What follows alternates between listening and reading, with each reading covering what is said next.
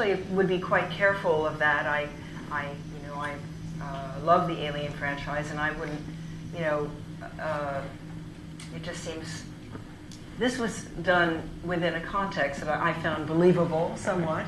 It was just a wink. There are winks throughout the movie, even though, like all wonderful classic comedies, I think the characters, what they say, what they do is done fully without any winks. But there are little homages to different science fiction masterpieces, to the extent that I think you need an annotated DVD, because I'm sure, just only having seen it once, that I've missed some of these things.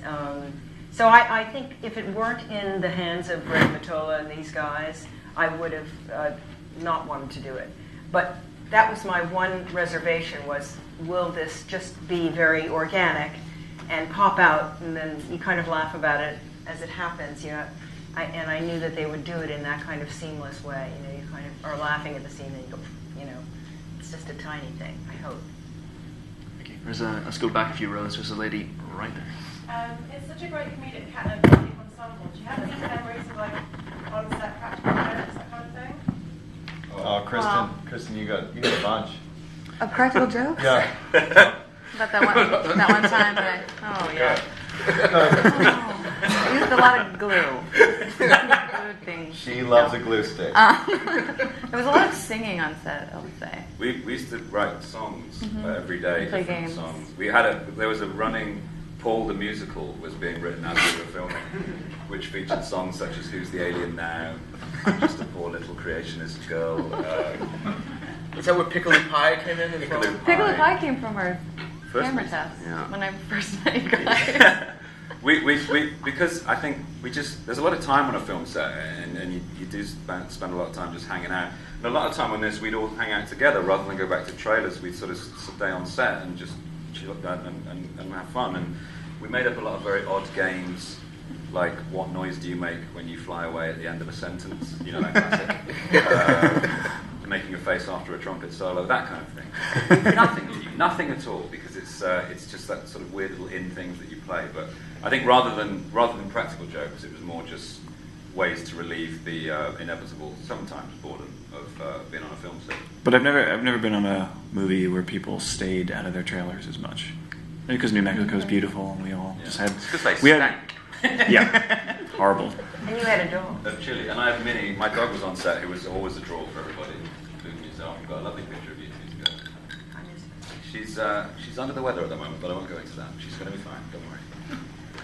There's a guy in the fourth row. This is for Sigourney and Kristen. A lot of comedy right now is mostly about men behaving somewhat like children.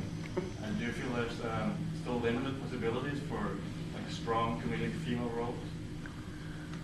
I don't know about limit. I mean, definitely for this movie, it was something different than I've experienced before. I mean, a lot of times I think the female role in big comedies like that is kind of like the nagging wife or the crazy neighbor or something like that. That's why one of the reasons I was so drawn to this is they actually thought about the female character and gave me so much comedic play, and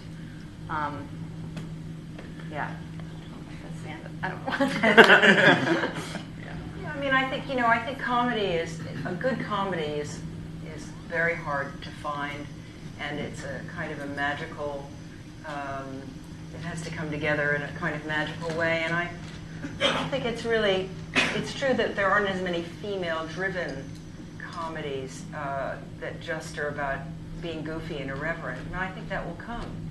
Now they have to be about shopping or getting married or something, and I think it's too bad, because we can be just as goofy as guys. But I think if with the new emphasis on the geeks and nerds and everything, women have to be not far behind.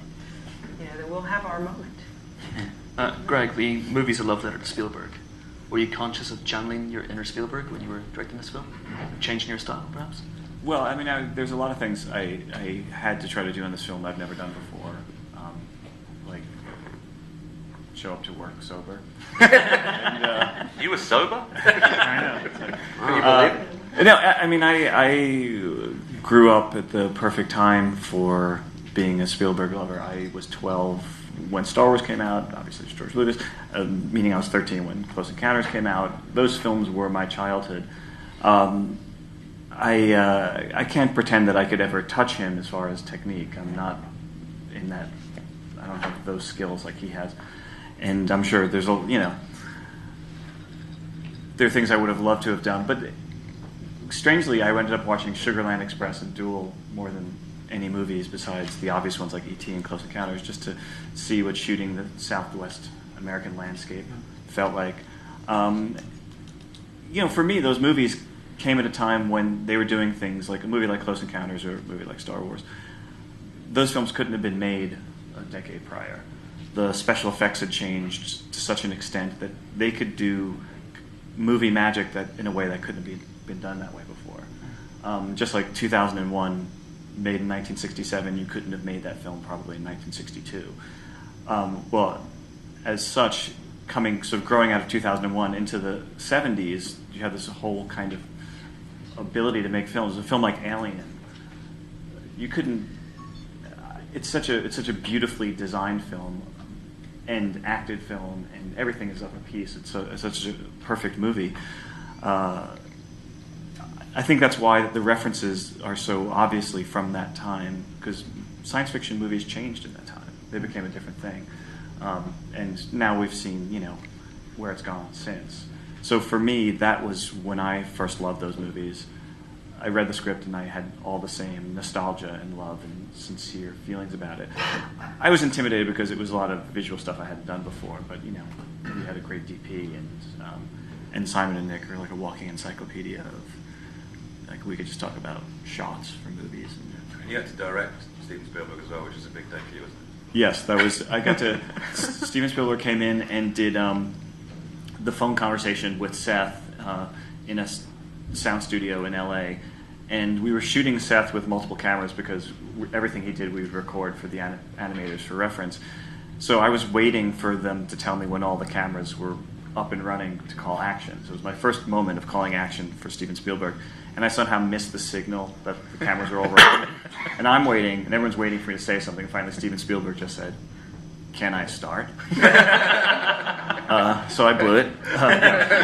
No, he was very nice, and I actually had to give him direction, and he got better. So I direct Steven Spielberg very well. And he got better. Fantastic. And Jason, you had to channel something as well, your inner badass. Yeah. Bit of an action hero in this one. Was that fun for you?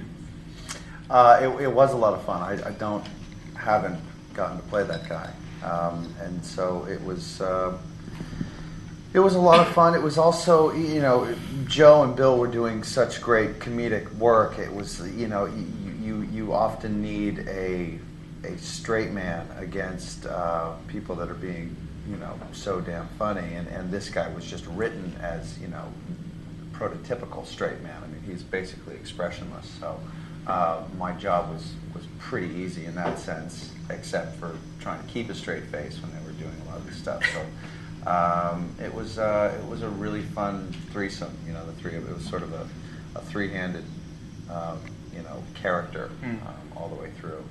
Us Men in Black. I think when we cast Jason, when Jason came up, we were very adamant that Zoyle be played by someone who was a credible threat, who was kind of we thought, what if we get someone who's not a comedic actor? But the studio were very keen that we get someone who could do funny, and I was very anti this. And then they said Jason's name, and I kind of went, oh, okay. I think Jason's one of the few people that can do both convincingly. You believe both sides of him, and I think if you look at a show like Arrested Development, in that show, Michael is essentially the straight man in that show, and yet he is one of the funniest characters. And it's a rare gift, and I think it's exactly what we needed for Zoyle. And without it, we couldn't have had that extraordinary double take at the end when he realizes that his name sounds like Lorenzo Zoyle, which was a joke we wrote a long time ago. we on set that night, we came up with the idea that he'd never realized before. So we go, Lorenzo Zoyle, and he goes, yeah. Huh? And I could watch it over and over again. So I'm so happy that that decision was made, because I think, he's the only man for the job. It was fun. And on that bombshell, I'm afraid that's it, everybody. Sorry we didn't get your questions asked, but give it up, please, for Jason Bateman, Joe Trulio, Greg McCullough, Kristen Wiig, Simon Pegg, Tony Weaver,